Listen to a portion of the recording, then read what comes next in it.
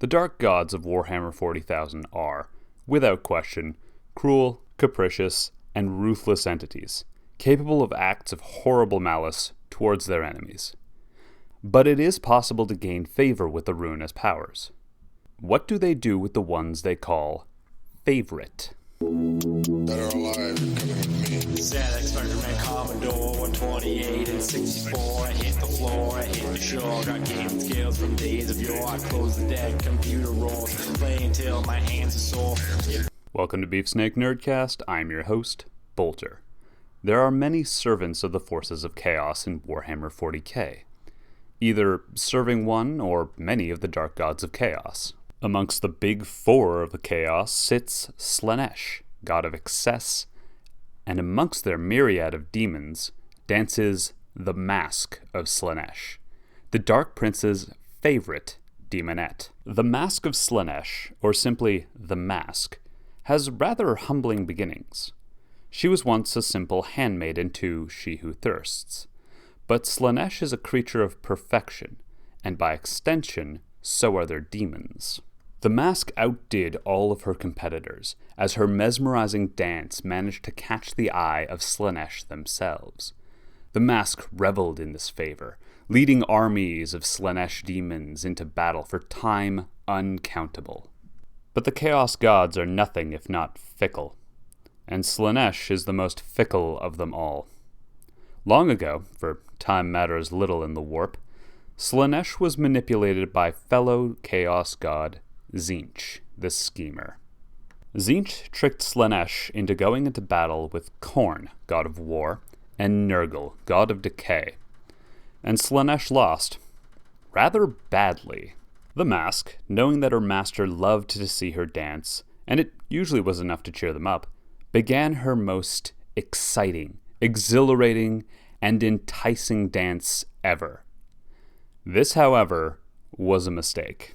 Slaanesh saw this dance not as a fun distraction to their defeat, but as a mockery of their failure. Right then and there, Slaanesh cursed the Masque. If she wanted to dance so badly, let her dance forever. And so she does, be it in combat, in torture, or at rest. The Masque is in constant motion, whirling and gyrating to a song only she can hear. If not for her demon physiology, she would have died of exhaustion millennia ago. Now, I know what you might be thinking. Bolter, how can dancing be dangerous in battle? And that's a fair question.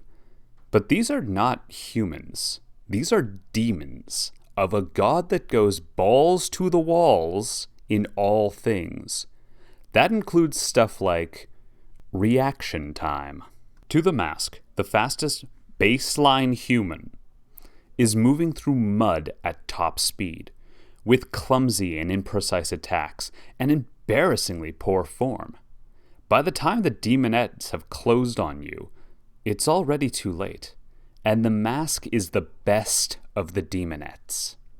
Her mere presence in the forces of Slaanesh drive them to even further heights of slaughter and exceptionalism, her horde fighting even harder to outdo each other and gain the slightest attention of the Dark Prince. She pinwheels through her enemies, cutting an elegant swath of murder in the enemy lines, and even if you do get lucky and manage to bring her down, you've only banished her back to the palace of Slaanesh. She will be back. But the Masque isn't out here doing the stanky leg. No, her dance is an ongoing saga of the history of She Who Thirsts, a never-ending performance of history, lost to most of the races of the Warhammer 40k universe.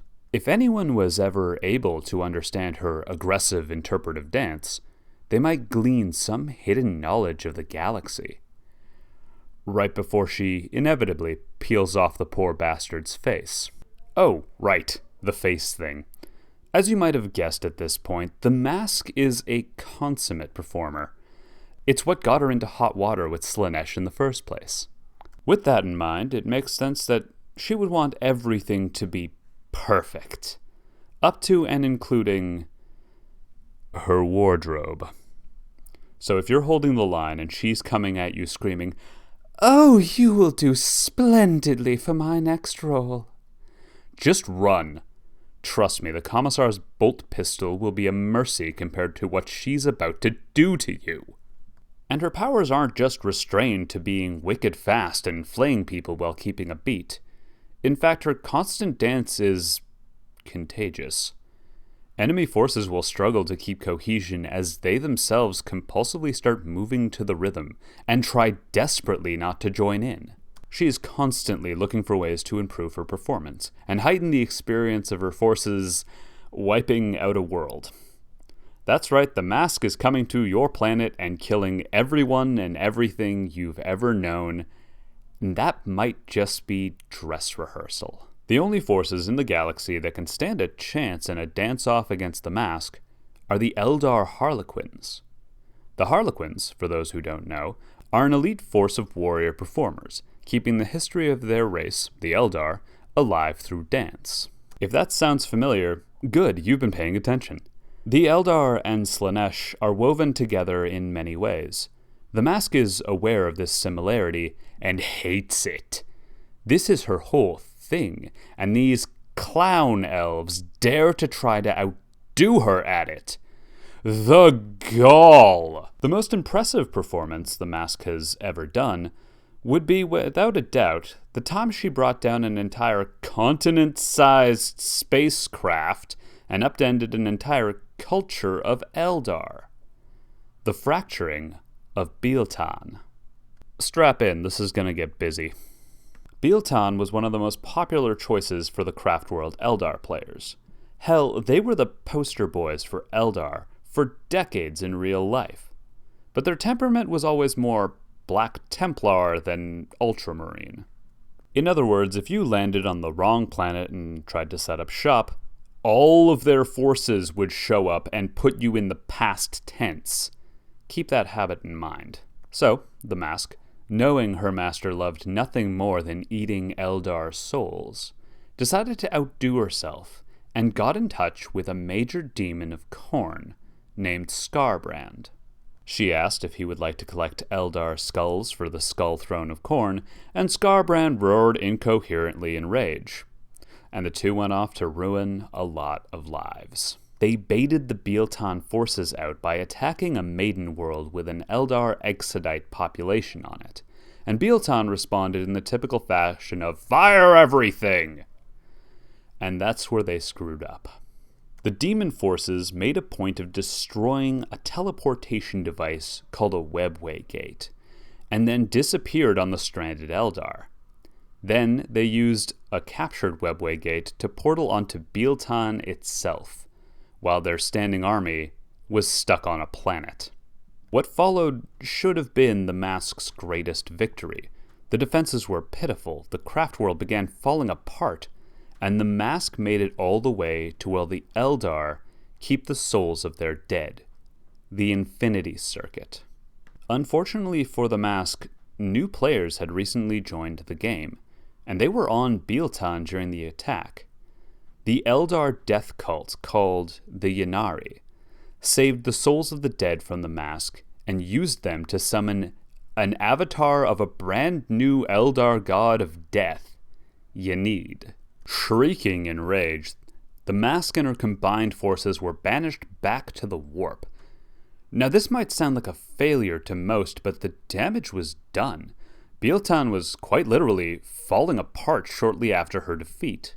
Bieltan, the faction, not the craft world, went from being one of the strongest factions of the Eldar to a flotilla of survivors barely holding together. They even lost their poster boy status. By all accounts, this should have been a massacre. In conclusion, the Masque of Slaanesh is an excellent example of the nature of her master, Slaanesh themselves. A perfectionist, a threat, a true monster, making not just light of the suffering she inflicts, but relishing in the dance of death she is the center of. No other demon of Slaanesh encapsulates the performative and hedonistic aspects of the Dark Prince more than the Masque, nor are any others a prime example of what the favor of a dark god may look like. Thank you, dear listener, for tuning into Beefsnake Nerdcast.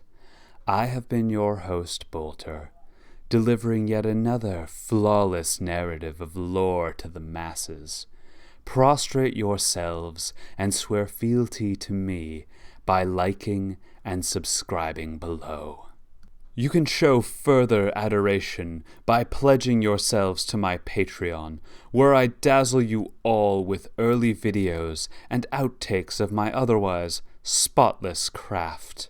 Next, I will be orating the story of Jax from Mortal Kombat. Wait upon my return with bated breath, peasants.